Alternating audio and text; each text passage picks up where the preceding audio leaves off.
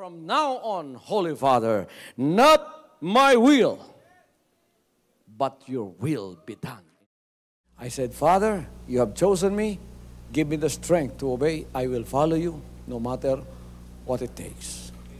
If you know me, you cannot be neutral about me. Either you will hate me or you will love me. Because there is only one important business in the world. It is the business of salvation.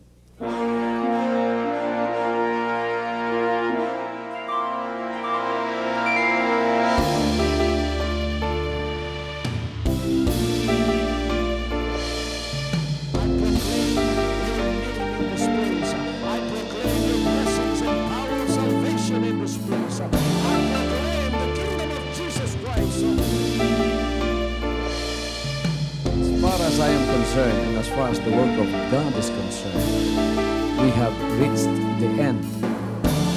Last September 13, 2003. When you find God, you find His love. Because God is love. Ganon ang pag-ibig ng Panginoon. Walang katapusan na yan ay bumabalik-balik sa atin. If you want to receive, you have to give. Receive it by faith and say, Lord, I will touch up. Because the game plan of God was to save us from seeing through the power of love. He has completed. His salvation works in the Spirit. After April 13th, the door is open for everyone to come. The salvation works of the Father is now completed in me. Salvation is here.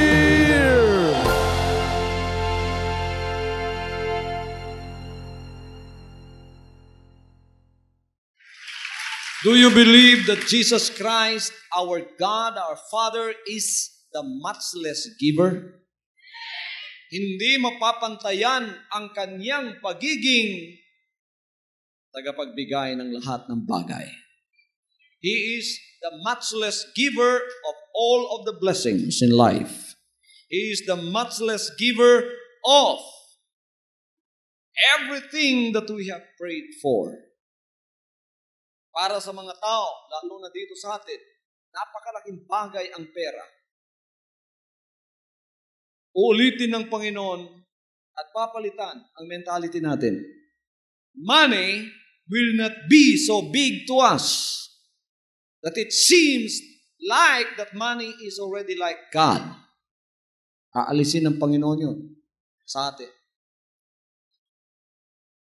Gagawin ng Panginoon ang pera ay maliit lang na pwede mong hawakan at pwede mong utusan. Para sa iba, ang pera parang Diyos na sa kanila. Sinusunod nila anuman ang gusto ng pera.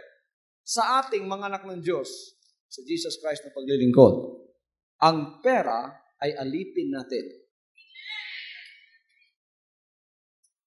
Money is your servant. Nuutusan natin yan. Oy, pera, maglingkod ka para sa Panginoon. Okay, uulitin natin yon.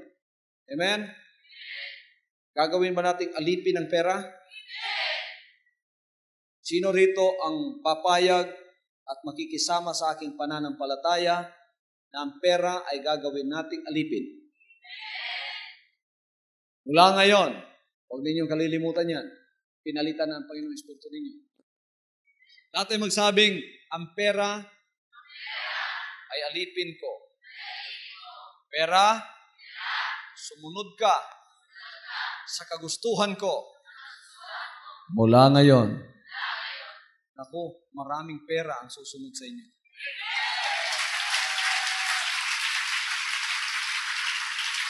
Kanino galing ang pera? Kanino galing ang pera? Sa Panginoon. Ang pera, ang medium of exchange, kaya tayo naririto at magandang pamumuhay natin. Pagka marami kang pera, maraming trust na ibinigay sa iyo, marami kang aliping inuutusan upang gawin ang anumang bagay na gusto mo. Di ba? Totoo yun? Hindi natin pinagkakaila yun. ginagawa ko ngayon ng pera, aalisin natin ang karumihan ng pera. Sapagkat ang pera talaga hindi marumi. Nasa humahawak ang karumihan. Pagka ako'y masama, pagkahawak ako ng pera, ang perang yan ay magiging masama. Sapagkat ang purpose na gagamitin ko niyan para sa masama. Halimbawa, holdapper ako. O kaya kidnapper ako. Nagkapera ako. O kaya marderer ako. Meron akong pera. Tatawag ako ng tao. Uutusan ko. Sige, patayin mo siya. Etong pera. Yung perang yon, pera ng kasamaan sapagkat ginamit sa pagpapatulo ng dugo. Pero ito'y napasa kamay ng Jesus Christ member. Ang perang yan ay magiging mabuting alipin sa kanyang kamay. Anong iutos mo sa perang yon? O sige, maghanap ka ng jeep ha. May concert crusade. Arkilahan natin yon. Para makapagdala tayo ng maraming bisita sa harap ng ating Panginoon. Kung ano ang sasabihin mo, siyang susundin niya upang ganapin ang kalooban ng Diyos. Sino rito talaga ang gustong ang pera ay maging alipin niya? Ang pera ay galing sa pagiging alipin mo ang pera, gagamitin mo sa lahat ng kalooban ng Diyos. Kaya ipasusunod ang pera sa iyo. Marami bang pera sa sanlibutan? Dito sa Maynila, marami bang perang nagkakalat dito? Marami. Wala lang sa bulsa natin. Nasa bulsa ng iba. Ngunit, pwedeng kunin ng Diyos yun at i-transfer sa bulsa ninyo.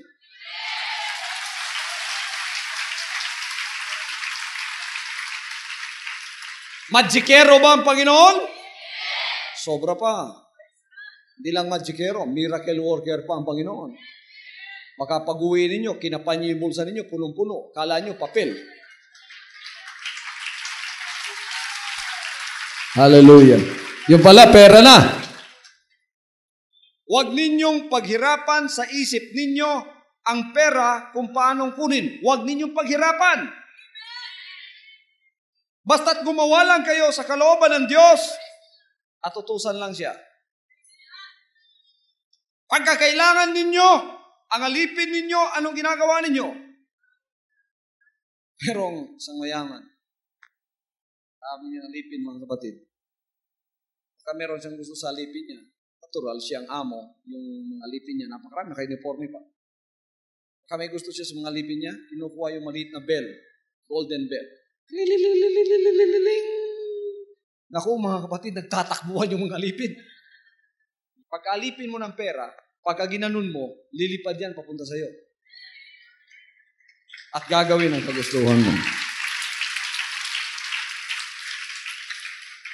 Pero, pagka amo mo ang pera, ikaw ang alipin niya, siya ang amo.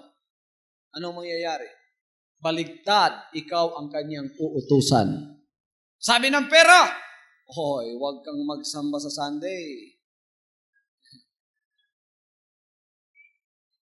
Naku, hindi mo ako makikita sa Monday pagka nagsamba ka ng Sunday.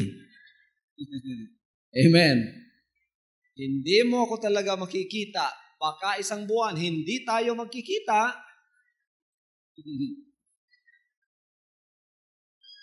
Ngayon, babaliktarin natin mga kapatid ang ating pananampalataya. Bumaligtad tayo, ang pera ang ilagay sa ilalim natin. At tayo ang lumagay sa itaas. Pagka sinabi ng pera sa'yo, huwag ka magsamba ng Sunday, hindi tayo magkikita ng isang buwan, sabihin mo, naku, malulugi ka kung di mo ako makikita. Mas mahalaga ako kaysa sa iyo. Kaya hindi ako susunod sa kagustuhan mo, ikaw ang susunod sa kagustuhan ko.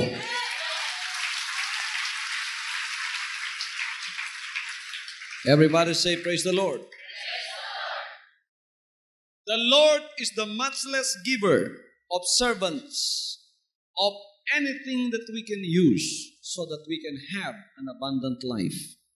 Pinangangaral ko ito ng malakasan, lalo na sa mga anak ng Diyos na tulad ninyo, sapagkat hindi po tugma na tayo na mga anak ng Diyos ay naghihirap sa mga bagay na hindi dapat paghirapan sa ating mga pag-iisip. Pagka perang pinag-uusapan, hindi mahirap yun, ha? Anong gagawin ninyo? Tusan lang ninyo. Pagka hindi pa sumunod yan, lumuhod na kayo sa Panginoon at isulat ninyo. Etong kailangan kong alipin, Panginoon, para gamitin ko. Padala ka agad dito ito. Kailangan, pronto. Darating at darating yan. Lahat ay magsabing, ako ay amo ng pera. Pagka ako ay talagang mapagkakatiwalaan na ng Diyos, libo-libong alipin ang hahawakan ko. Uutusan ko sila, gagawin nila ang lahat ng kagustuhan ko. Inaangkin ko ang autoridad na ito. Ang autoridad na ito ay galing sa Kanya, sa Panginoon.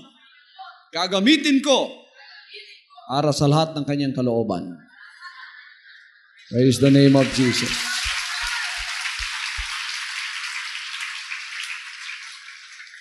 Everybody say, praise the Lord.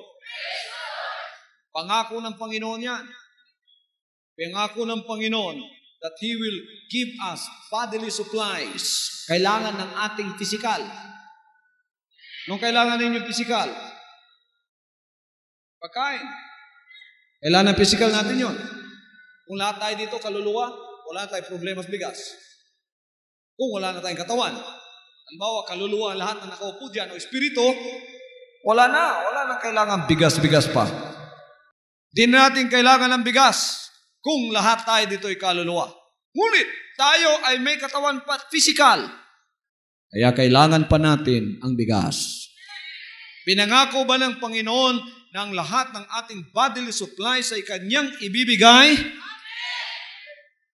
Ano pang kailangan ng ating katawan? Damit. Ano pang kailangan ng ating katawan? Bahay na masisilungan. Ano pang kailangan ng ating katawan? Sasakyan upang makapunta sa gusto nating puntahan.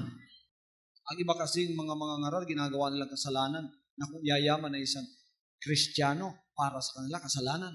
Alisin po natin sa isip natin yun. Hindi kasalanan ang maging mayaman sa harap ng Diyos. Maging kasalanan lang kung amo mo ang pera. Pagkalipin mo ang pera, hindi. Kailangan nga yumaman kayo lahat. Lahat ng gustong yumaman dito, mga anak ng Diyos na gustong maging alipin ng pera, itaas ang kamay. Pinangako ba ng Panginoon ang bodily supplies? Psalms 37:3, sinabi ng banal na kasulatan, trust in the Lord and do good, so shalt thou dwell in the land, and verily thou shalt be fed. I will read that in the Tagalog Bible. Pakinggan nating mabuti ang sinasabi ng Psalms 37:3. I would like you to write that down because we will dwell in the words of God. Ang mga salita ng Diyos ay makapangyarihan at may otoridad. Kumikilos na makapangyarihan. Ang mga salitang yan ay mangyayari ang lahat ng kanilang sinasabi. Anong sinabi ng Psalms 37 verse 3? Tumiwala ka sa Panginoon at gumawa ka ng mabuti. Tumahan ka sa lupain at gawin mong kumain sa Kanyang pagkatapat. Trust in the Lord and do good, so shalt thou dwell in the land, and verily thou shalt be fed. Ito sa Griego, o kaya sa pagkakasalin nito sa original language, itong sinasabing, and verily thou shalt be fed. Ang ibig sabihin, lahat ng iyong bodily supplies, physical na kailangan mo, talagang isusupply ng Panginoon na hindi kapos-kapos sa buhay mo. Hallelujah! Lahat ng mga amo ay magsabing, praise the Lord. Lahat kayo ay kailangan maging amo ng pinansyal. Sino dito ang gustong mag-apply ngayon? Alipin pang espiritu ninyo ng financial, ng physical, ng material. Alipin pa kayo. Sino rito ang mag-apply ngayon sa espiritu na maging amo ng physical, material at financial. Ulitin natin ang confession natin. Ako ay amo ng pera. Susunod siya sa akin. Mula ngayon. May mga alipin na ba kayo? Ilan? Kunti ba lang, ha? Kaya hindi pa masyadong marami ang nangyayari sa buhay ninyo. Gusto ba kayong dumakip ng maraming alipin? Tuturuan kayo ng Panginoon kung paano gawin yan. Bakit? Sapagkat unlimited ang pagpapala ng Panginoon. Pagka ang Panginoon ay nagpapala sa inyo, ano ang unang pinakikiusapan niya? Ang bagay sa atin na merong pangunawa.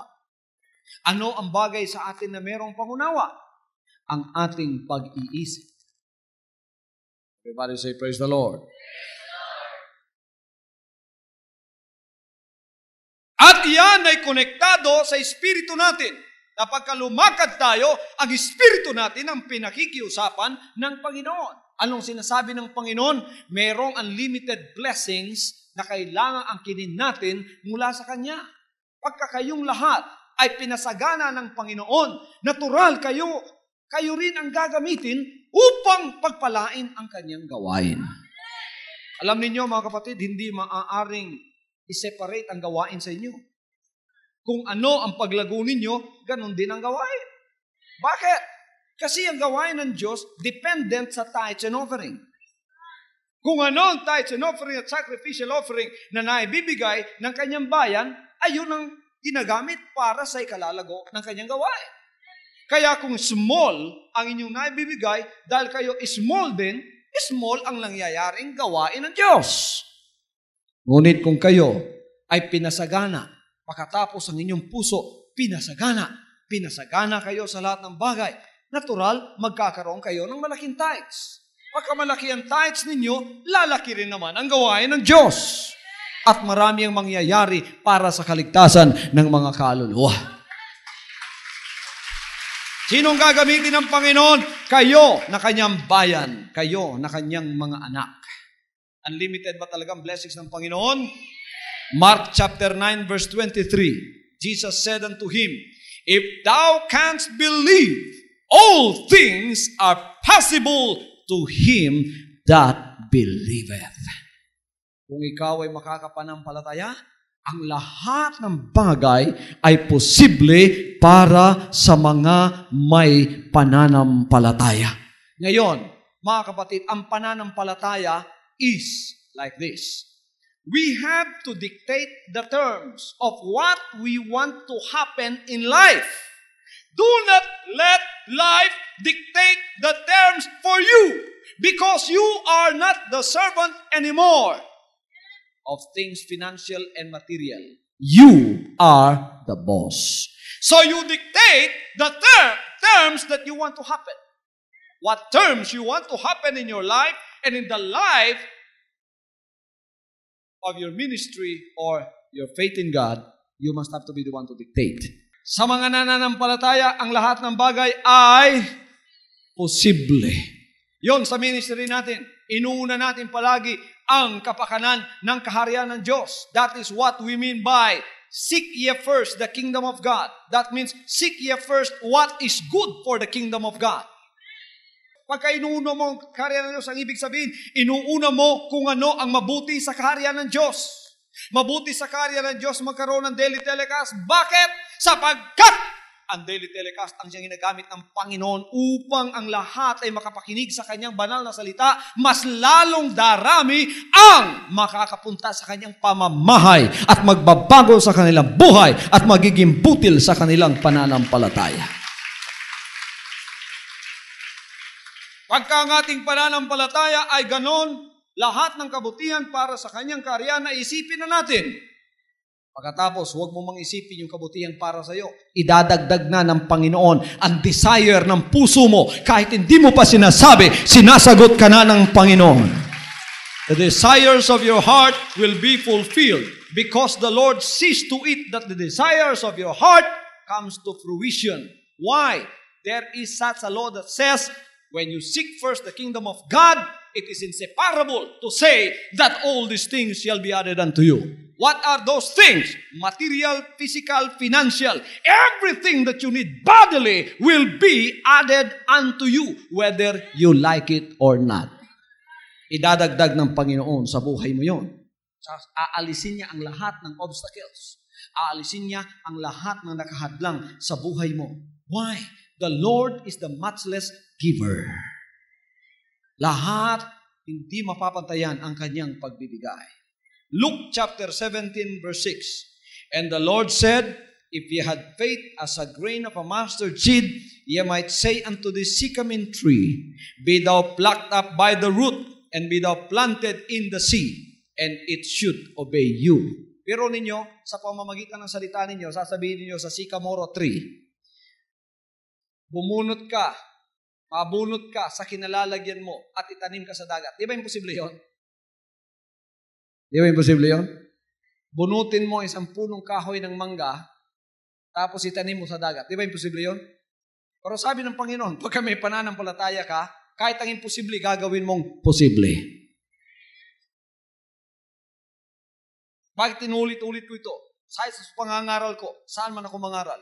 Kasi mga kapatid, ang pananampalataya natin, dinurog na ng Diablo.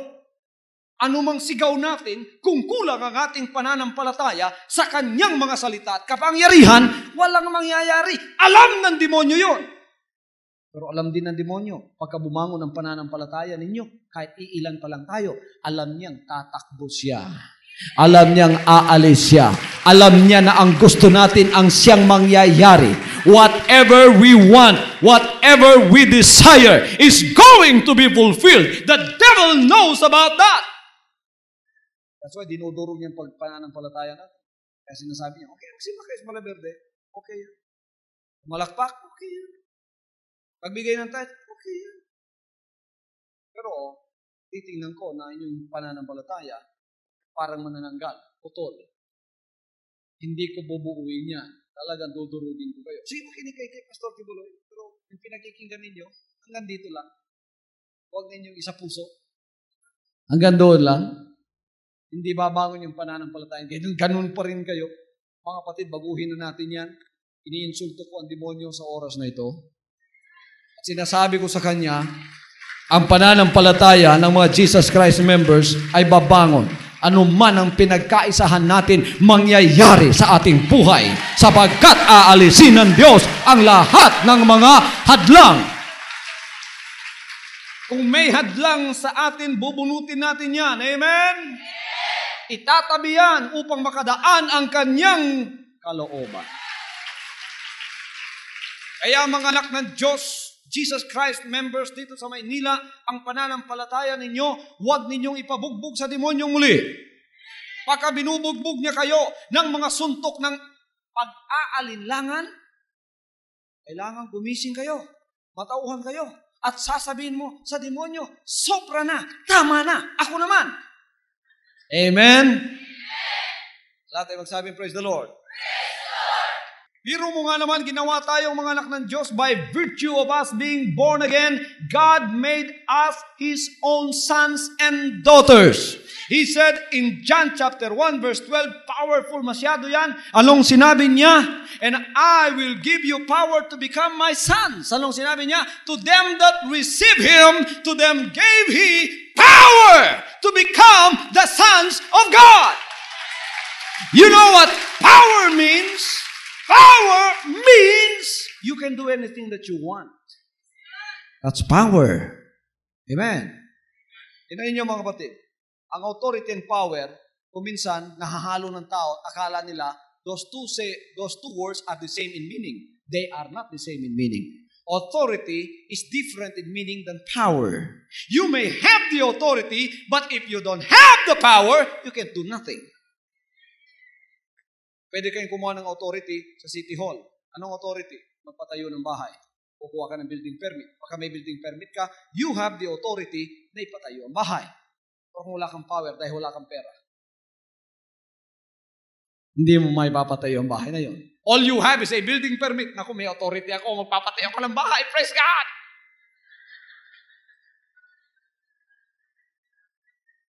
Sabi nung kausap mo, kailan? Di magtatagal. 5 taon na nakakaraan, hindi ka pa nakapagpapatayo. Sabi nung kausap mo, hindi mo nagagawa. Nahihiya mo lang aminin, wala kang kapangyarihan. Wala kang kapangyarihan dahil wala kang pera. Kaya yung kapangyarihan, mga kapatid, ay ibig sabihin, mangyayari. Amen? Binigyan tayo hindi lang ng authority, binigyan pa tayo ng power!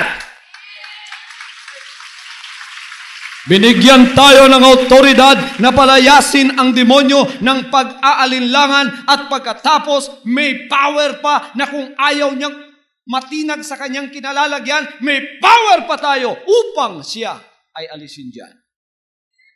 Praise the Lord. Don't forget that. That's very important. You have not only authority, but power. Power is when you shake heaven and earth in order for the will of God to be done in your life. Eto mga kapatid, makapangyarihan ang mga pangangaral nito. Bakit ko pinangangaral sa inyo? Sapagkat kayo lahat ay mga anak ng Diyos na pinagkalooban ng kapangyarihan. Ano man ang obstacles, may kapangyarihan ka, anak ako ng Diyos. Eto ang kaagad-agad sabihin ninyo, pagka napapansin ninyo si Satanas lumulusob sa bahay ninyo, anong sasabihin ninyo? Ako ay anak ng Diyos. Ang ibig sabihin nun, may kapangyarihan ako. Pag kay ka pinalayas ko, masasampal ka ng mga kapangyarihan ng Panginoon. Kaya pag kami dinadala doon sa katedral o dito ng mga nababaliw at sinasalina ng masamang espiritu, malayo pa ako mga kapatid. Anong sinasabi ng masamang espiritu nasa loob? Kilala ko yan. Sumisigaw na, hindi ko pa nahahawakan, sumisigaw na. Alam niya, may kapangyarihan. Di lang ako may kapangyarihan, tayong lahat. Hallelujah. Kailangan ang lahat ng mga anak ng Diyos ay makapangyarihan. Every children of God must exercise the power for the will of God to be fulfilled and to be done in their lives. You should exercise that power. You should rebuke every demonic problem. Every demonic trouble that besets you in life, you should first of all claim and tell Satan, I am a child of God. That means I will command you right now. Demonic problem that besets my family, get out of my house. In Jesus' name, I command you. At yan ay susunod sa lahat ng inutos mo. Amen? Biro ninyo, may eternal life pa tayo. Kasi nasabi ko sa inyo, wala nang hihigit pa sa ministry itinayo ng Panginoon na kung saan inilagay niya ang kanyang pangalan. Hindi pagkakatiwala ng Panginoon ang kanyang pangalan kung hindi siya ang nagtayo ng bagay na yon. Kaya hindi denomination itong paglilingkod natin. Pamilya ng Diyos ito. Binigyan niya tayo ng eternal life. Gusto ba ninyo? Ngayon, napakarami ng mga arguments. If I am anointed of God, or if I am a messenger, servant of God, there are so many arguments and debates. Goes on, marami ang tumatayo ngayon, inaangkin nila, kami talaga ang pinili ng Panginoon. Para wala na pong debate, etong pinaka-sign. Pagka ang isang paglilingkod ay pinatayo ng Diyos. Eto, pakinggan ninyo. Eternal life is the secret.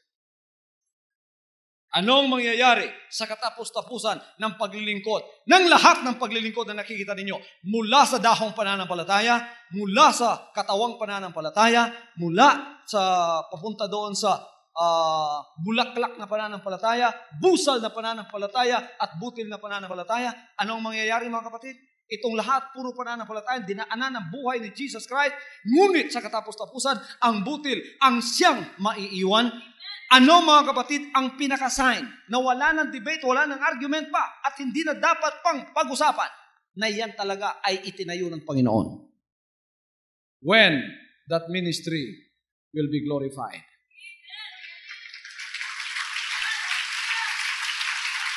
Lahat ng paglilingkod na yan ay nagtuturo ng kaligtasan, nagtuturo ng eternal life. Ngunit ang eternal life ay magmamanifest sa buhay at sa ministry noong nangangaral. Sa uling araw, ito ang pinakasign. Kung sino sa lahat ng nangangaral at puno na nagtuturo sa pananampalataya kung sino ang mag-glorify at doon magmamanifest ng eternal life na gagawin ng Panginoon. Yun ang pinatunayan niya. Yan, ako ang natayo niya. Glorification will take place. Amen? Kaya tulad ng mga sinabi ko, mga kapatid, kung ang glorification magte-take place sa kanino mang pananampalataya, duduon tayong lahat pagka dumating ng panahon. Pagka tumayo ang isang pastor at sinasabi, glorified na ako, ginglorify ako ng Panginoon, tingnan ninyo, gigyan ko kayo ng sample. Hindi ako dadaan sa pintuan, dito ako sa dingding daraan, lulusot ako. Pag kami nagkaganon na, mag-scramble na tayo at makipag-isa sa pananampalatayang yun. Sapagkat yun ang kinasihan ng Panginoon. Everybody say, praise the Lord. Gagawin ba ng Panginoon yan? Gagawin ng Panginoon yan sa huling araw sa pagpapatotoo na ang eternal life na ipinapangako niya ay ipahahayag niya.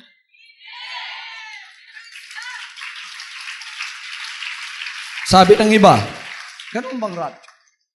Kung mararapture kami, pagka the trumpet will blow, mararapture kami, tapos papasok kami lahat sa langit. Biglang-biglang magbabago kami. Hindi po biglang-biglang tulad ng biglang inaasahan ng iba. Hindi po. Ang pagbabago ay ginagawa na ng Panginoon ngayon pa. Ngayon pa, ginagawa na ng Panginoon ang pagbabago. Binago na ba kayo? Unti-unti. Kaya yung pagbabago, huwag niyo pigilan. Pagka binabago kayo, pabayaan ninyo. Praise the Lord, I welcome change, Lord. Binabago ng Panginoon ang attitude ninyo. Binabago ng Panginoon ang espiritu ninyo. Pag-iisip ninyo. Let the changing power of the Spirit of God takes its course in your life. Do not obstruct it. Pabayaan ninyo. Sa mga pagbabago niyan, ang climax, glorification. This is the last trumpet message.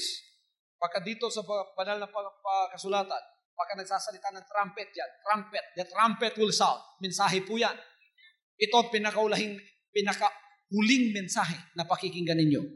Ang mensahe ng butil na pananampalataya, ito ay trumpeta na ngayon ay pinatutunog ng Diyos sa lahat. Butil na pananampalataya! Ang pasakupan ninyo!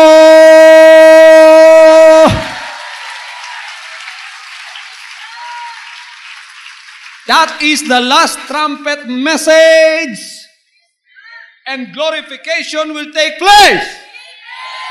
Tingnan ninyo. May sample ang Panginoon. Meron, di ba?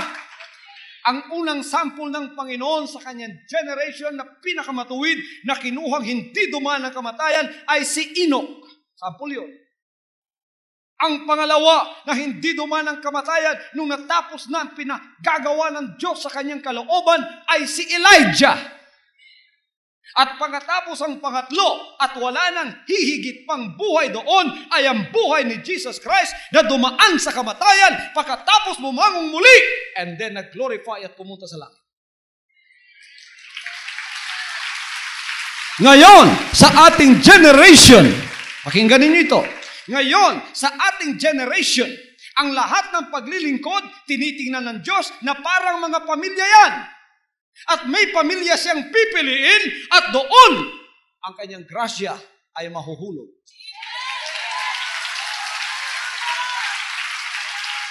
Ngayon, sa buhay ng mga hentil, ay kailangang merong katawang hentil na magmamana sa buhay ni Jesus Christ. Sabagat wala nang hihigit pa sa buhay ni Jesus Christ na unang-una ipinahayag sa Hudyong pamamahay niya at ngayon may hentil na pamamahay siya, kailangang mahayag din siya at gagamit siya ng katawang hentil at doon mahahayag ang kanyang buhay. At pagka yun ay nahinog na at pumunta na sa conclusion, walang ibang mangyayari kundi ang nangyari sa kanyang katawan at buhay noon, ganun din ang mangyayari. Pagka nangyari na yon, kung saan man mangyayari yon, at saan mang pananampalataya mangyayari yon, paghiring-hiring na kayo, sapagat doon tayo makikipag-isa.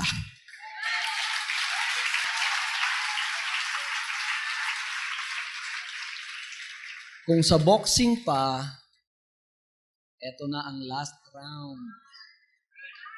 Sa 11 rounds, panalo tayo. Hindi tayo bumagsak.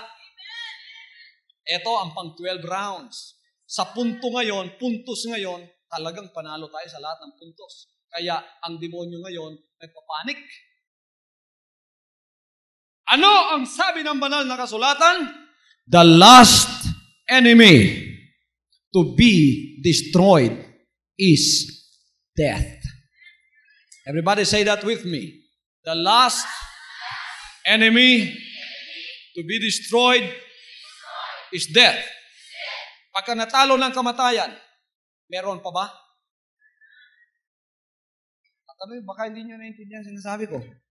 Pagka natalo na ang kamatayan, meron pa ba? Kung wala ng kamatayan, ano na? Tapos na ang boxing. Woo! Sino ang makatatalo sa kamatayan? Na ginagamit ng Panginoon na ministry ngayong huling araw na ito, doon magmamanifest ang glorification ng Panginoon.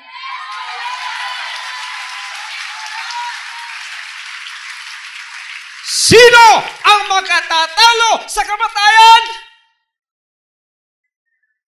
Buhay ni Buddha?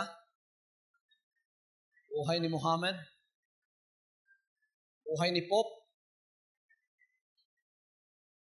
Buhay ni Manalo? Kaninong buhay? Buhay ni Jesus Christ. Ang mananalo laban sa kamatayan. Hallelujah! At ngayon, wala pong pangingiming sasabihin ko sa inyo na ito ang malaking kagalakan ng ministry ito. Sapagkat tayo ang naatasang pagkalooban ng buhay na yan. At ito na ang panghuling round ng boxing na ito. Woo! Hallelujah! Kung halimbawa,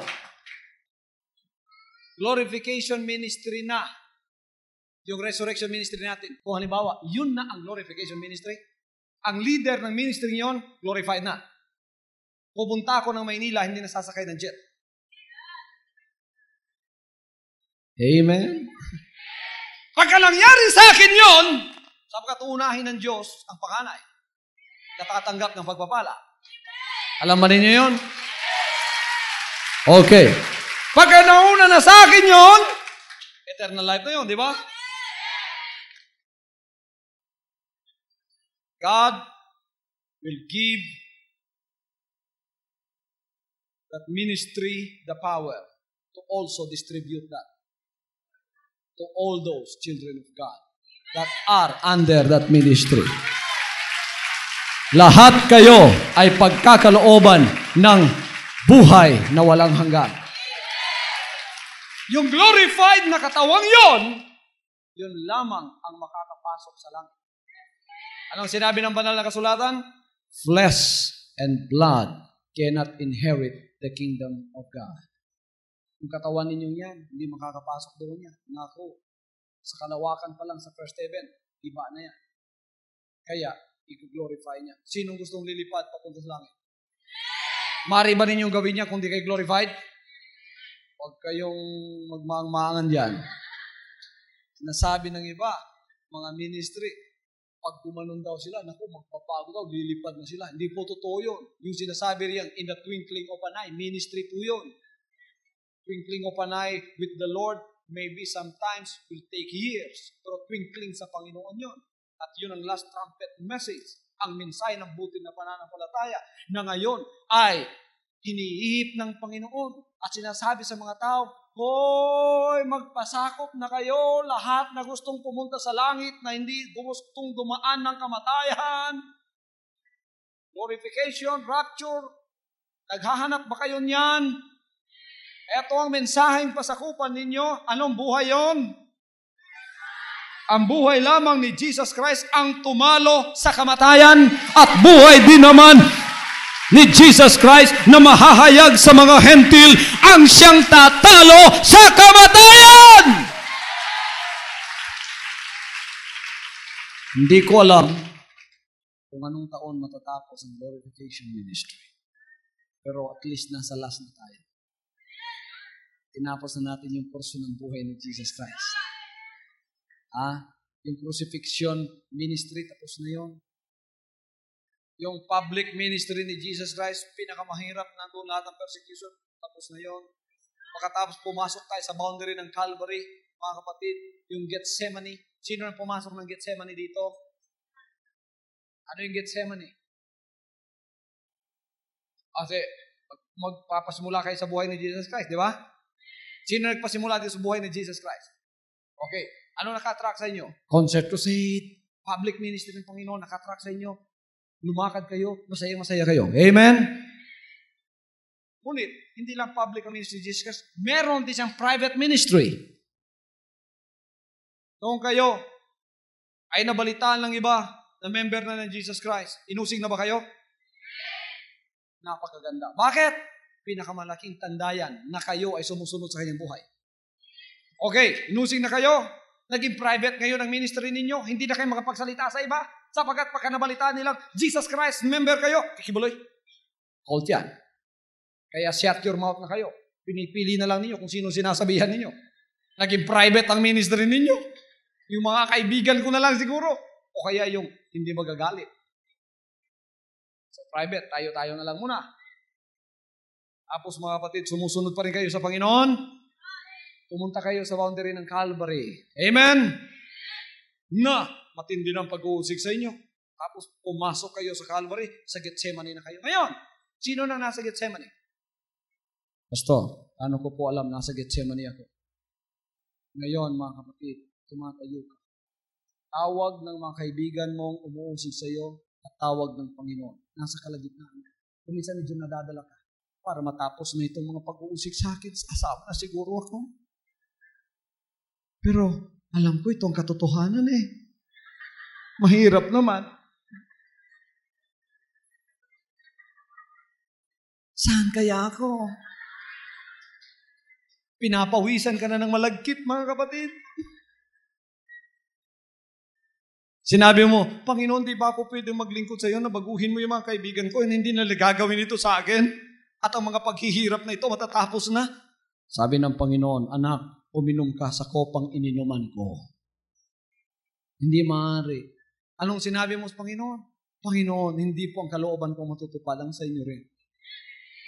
Palagi kang dumadasal hanggang nabuo ang iyong desisyon na talagang sasama sa Kanya. No matter what happens. Nabuo ang desisyon ninyo na sumama sa Kanya. Tumayo kayo sa inyong kinalalagyan. Noong takot kayo sa persecution. Ngayon, hindi na. Naka-decide na kayo na kahit alimurahin pa kayo, mga kapatid, nakadilat na lang yung mata ninyo. Ngunit ang desisyon niyo, buo na, sasama ako sa Panginoon.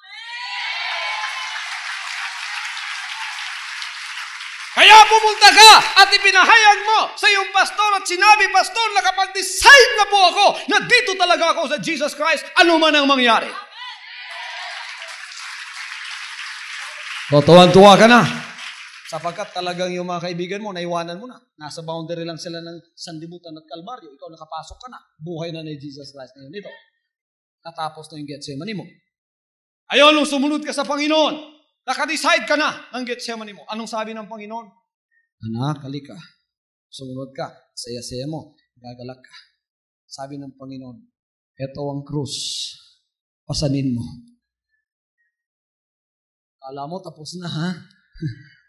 Meron pa palang cross-bearing.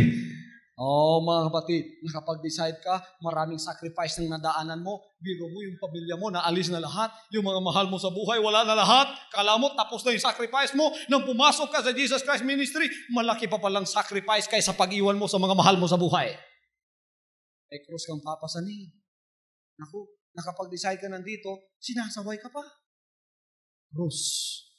Nakapag-decide ka nandito, naku, lalaki ng pledges. Cross. Papasanin ba ninyo? Mabigat ba? Sabi ng Panginoon, pupunta kayo lahat ng nabibigatan dito sa akin at kayo ay aking pagpapahingahin. Praise God. Nakapagpasan kayo ng krus. Maraming nagpapasan na ng krus, nakapasok na sila sa buhay ni Jesus Christ nang dahil nabibigatan sila, anong ginawa? Inalis ang krus. Sinabi, Panginoon, sinasauli ko na po ang krus. Magbabakasyon muna ako. Mabigat pala. Anong sabi ng Panginoon? He that followeth after me and do not bear his cross is not worthy of me. Kailangan lang sumusunod sa Panginoon. May krus na pinapasan sabagat yun ang kanyang kautusan. Sasama pa ba kayo sa kanyang buhay? O magpapaiwan na lang kayo muna? Sino lahat ng sasama? Kahit mabigat ang krus, hindi nyo maiwasan yung krus. Ang lahat na nagpapasan ng krus na hindi pa binitiwan hanggang ngayon, nakapasan, taas ang kamay. Sasama ba kayo sa lakad ng buhay niya? Okay, lumakad tayo at magpatuloy. Praise God! Mabigat, okay lang.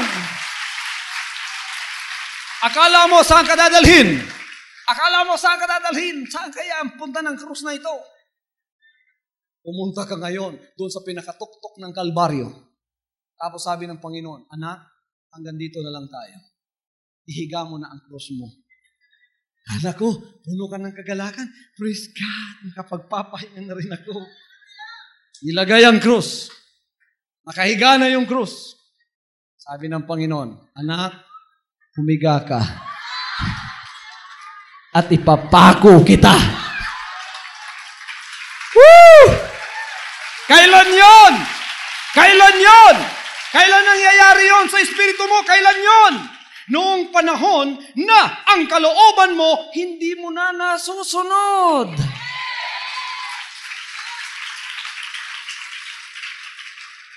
Amen? Meron kang kalooban na pansarili mo, hindi mo na nasusunod. Kung masakit masyado kuminsan sa kalooban mo, ngunit wala kang magagawa. Tatanggapin mo ba ang kalooban ng Diyos? Masakit man? Sino ngayon ang lahat ng nakahiga na sa kanilang krus? Ngunit, masakit pa sa kanilang kalooban. Nasa crucifixion na kayo ngayon. That is the course of the ministry of Jesus Christ. Tapos na kayo sa Gethsemane, pumasa kayo. Mga kapatid, kahit sa private ministry lang, marami na hindi nakakapasa. Pagka pumasok ng Gethsemane, lalo na. Matindi yung crucifixion ministry. Pagka hiniga ka doon, wala ka ng kaloobang masusunod pa. Lahat sa Kanya na.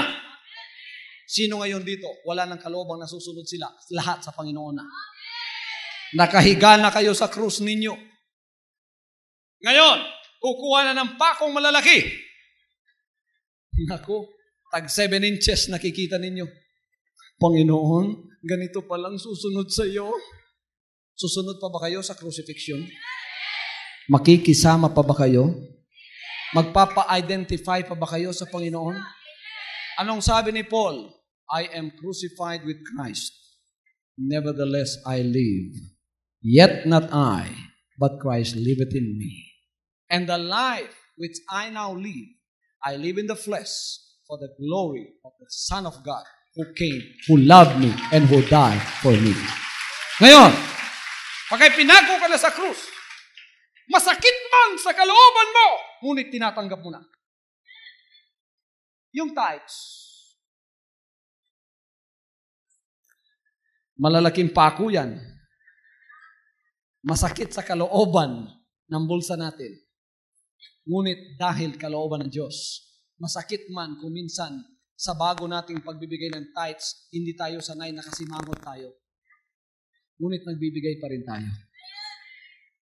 Pagka ang tao, buhay pa, pinako mo, natural, masakit yun. Ngunit wala na siyang magagawa dahil nakapako na siya. Wala kayong magawa, pero magbibigay din kayo. Sino ang nasa sitwasyong ganyan? Ako, tumitilamsik na ang mga dugo sa paa at sa mga kamay ninyo. Tatanggapin pa ba ninyo ang kalooban ng Diyos? Everybody say, praise the Lord. Itatayo na ngayon yan, ang krus na yan, at ipahahayag kayo. Anong sasabihin ng mundo? Tingnan mo, naglilingkod ka kasi riyan eh. Tingnan mo, naghihirap ka na ngayon, naghihikaos ka, nagbibigay pa kayo. Bigay kayo ng bigay, tithe, pledges. Tingnan mo yung bahay mo. Wala nang ayos. Yung mga anak mo, nagugutom lahat. Pati panggatas mo, binibigay mo na sa pastor mo. Doon ka na tumira. Amen. Ihahayag at ilalantad ka na sa lahat ng mga kapagsubukan sa sanlibutan na ginagawa mo ng kalooban ng Diyos, inaalimura ka pa dahil naghihirap ka ng dahil sa pananampalataya mong pinasukan. Crucifixion ministry. Kahit gusto mong gumanti, ayaw ng Diyos na gumanti ka. Kailangan manatili ka sa krus na yun. Ang Panginoon, 6 na oras, buhay pa siya. Pagka ikay nakapako sa krus at nakapako sa ganong ayos, buhay ka, masakit yun. Pagkatapos, inaalimura ka pa nung mga tao nakapalibot sa iyo. Nagliligtas ka sa iba, yung sarili mo, hindi mo maliligtas. Naku, nangangaral ka sa amin na ganito at ganon. Tingnan mo, ang ayos sa inyo. Nagiging dukha ka. Lahat binibigay mo na sa simbahan mo. Tapos ikaw mismo nagugutom. Yung pastor mo tumataba. Amen. Yung mayaman ng pastor mo, ikaw naman nagiging dukha. Nililigtas mo ang iba, hindi mo naman maligtas ang sarili mo. Nakakarinig ka ng mga pag-aalim mo. Ganon. Anong gagawin mo? Bababa ka sa krus mo? Sasabihin mo, Panginoon, patawarin mo po sila. Hindi nila alam ang kanilang ginagawa.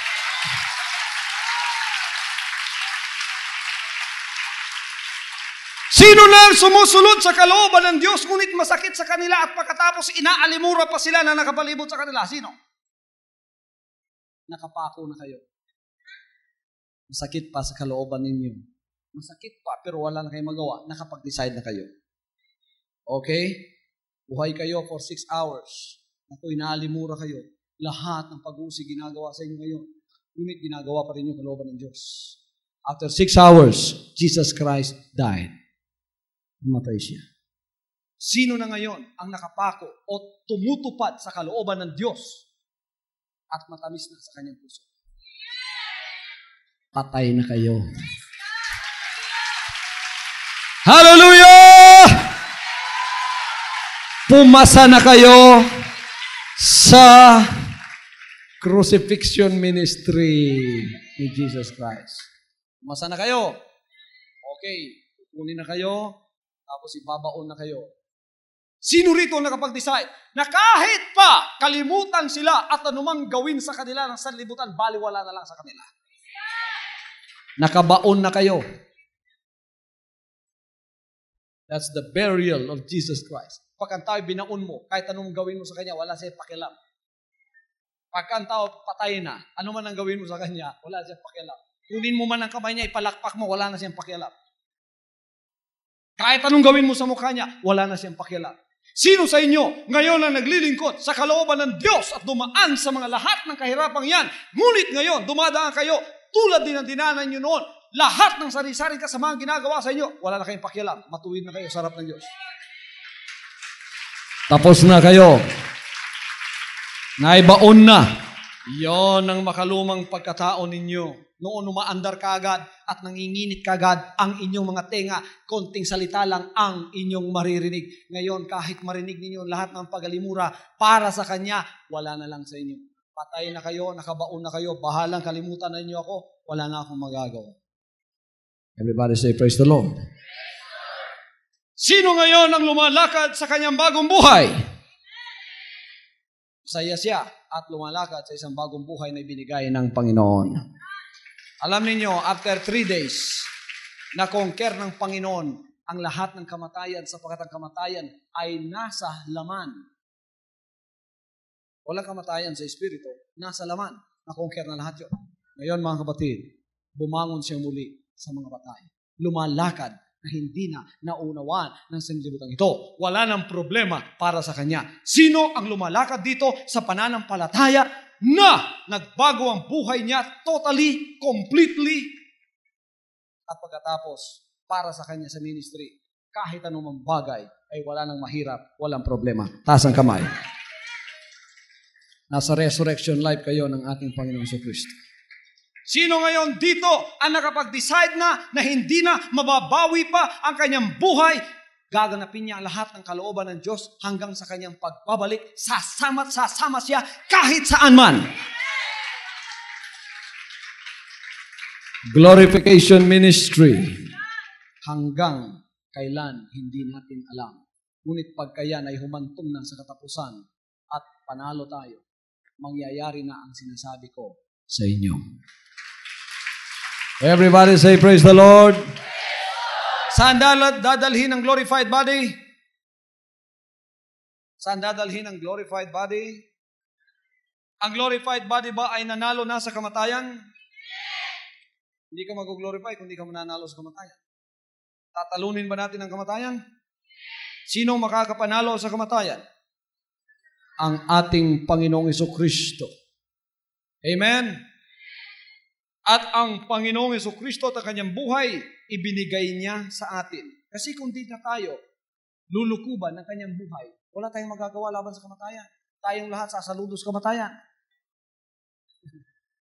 Di ba rapture ang hinahanap natin? Ang rapture, glorification yun. Pagkatapos na glorified ang Panginoon at na-resurrect ang kanyang katawan, nung siya ay pinabasbasan ng kanyang disciples, anong nangyari? Lumitaw ang alapaap at pagkatapos kinuha siya at dinala sa langit. Glorification yun. Praise God. Saan mangyayari yan? Doon tayo magtitipong lahat. Yun na, mga kapatid, ang sign ng lahat ng butil sa buong sanlibutan ay titipunin. At ang lahat ng pasasakop sa buhay na yon, magkakaroon din ng buhay na walang hanggan. Praise God. Everybody say, praise the Lord. Anong sinasabi ng banal na kasulatan dito sa Philippians chapter 3? Kung meron kayong mga banal na aklat, maaari nating basahin dito sa Philippians chapter 3, 20 to 21. Ganitong sinasabi. Sapagkat ang ating pagkamamamayan ay nasa langit. Amen. Mula doon ay hinihintay naman natin ang tagapagligtas, ang Panginoong Hesukristo. Na siyang, lahat tayo sa 21, na siyang magbabago ng katawan ng ating pagkamababa upang maging katulad ng katawan ng kanyang kaluwalhatian ayon sa paggawa na may pagpapasuko niya ang lahat ng mga bagay sa kanya. Glorification time is show time for the Lord. Amen.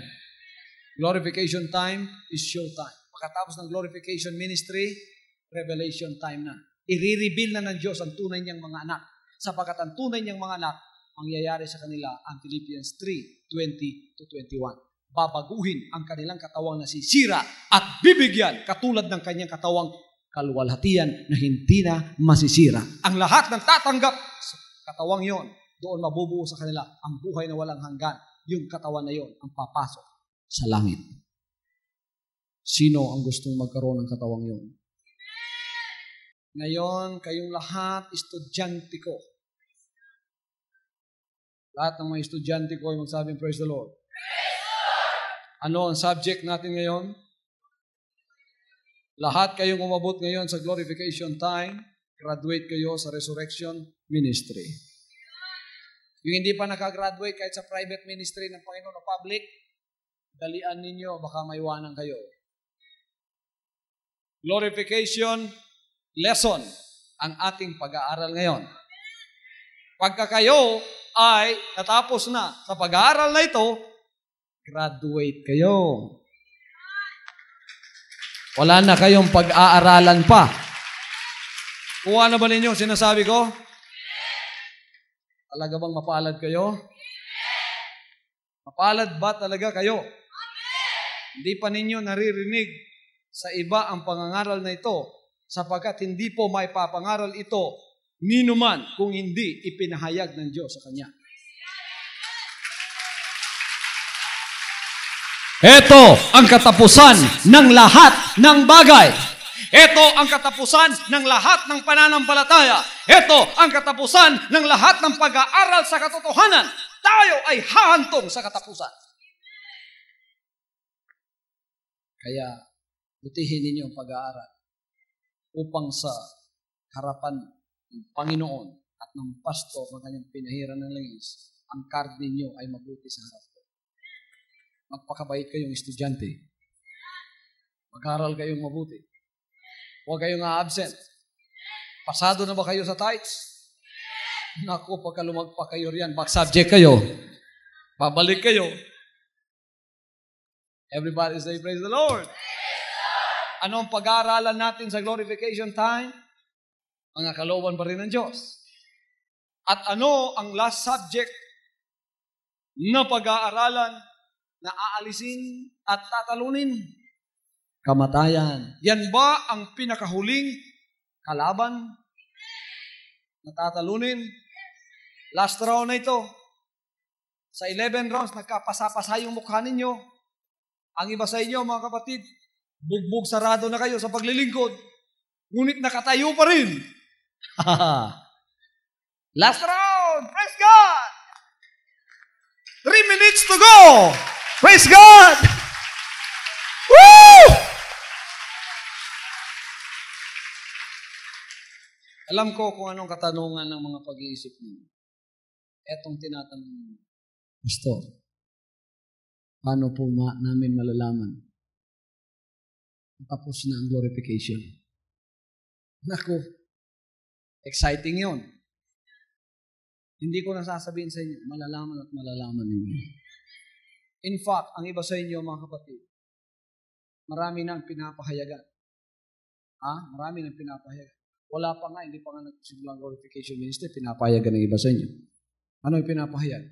Hindi ko pa nga naipangaral to, hindi pa nila alam ito, pero pinapahayagan na sila. Ano? Pastor, nagkaroon po ako ng panaginip. Hindi ko alam kung panaginip o vision yun. Pero pastor, ano po kayo, yung lumilipad po kayo. Pumunta po kayo sa bahay namin, hindi na dumaan sa pintuan. Meron akong narinig niyan. Sabi ko, praise the Lord, sister. Sige, mag-aral kang mabuti sapagkat hahantong din tayo dyan. So, eto ang palatandaan ng tunay na ministry na itinayo ng Panginoon pagkakalooban niya ng kanyang buhay. Pagka nangyari na sa akin yan, mangyayari na sa inyong lahat na sakop ng paglilingkod nito. Pagka nangyari na sa inyo, graduate na kayo. May ribbon na kayo, graduate. Ready na kayo para sa langit.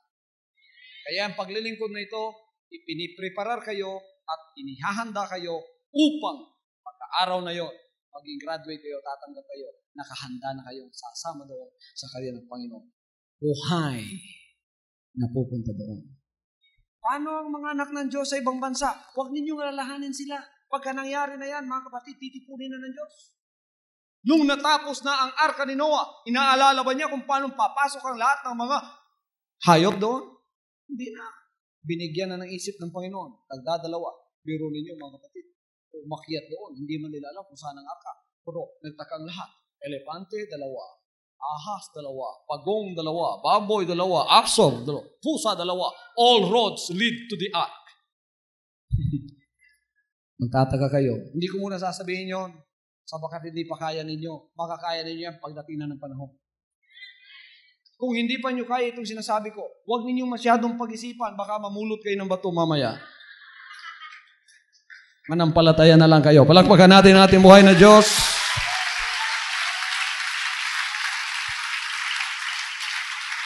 The Lord is our matchless giver. And He will give us at the last eternal life. Diyan ninyo maunawaan kung ano ang eternal life. Alam natin magsabing, eternal life.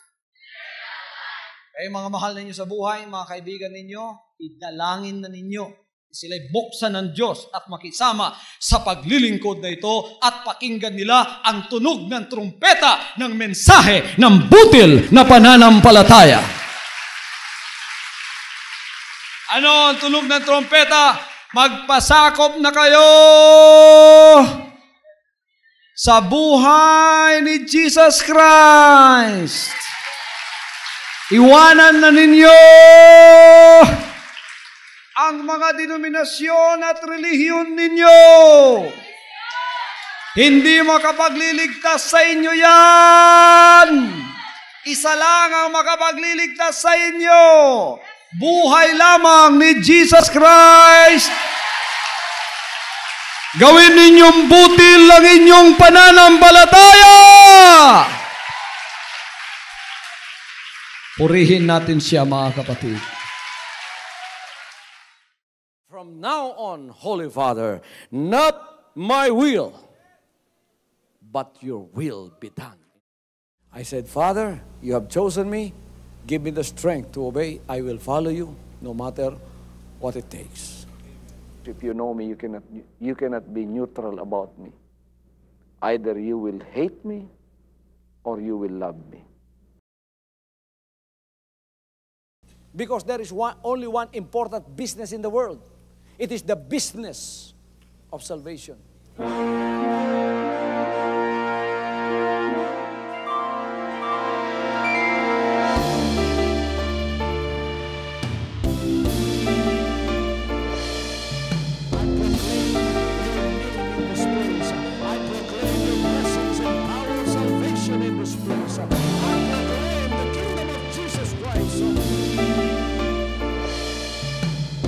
As I am concerned, and as far as the work of God is concerned, we have reached the end.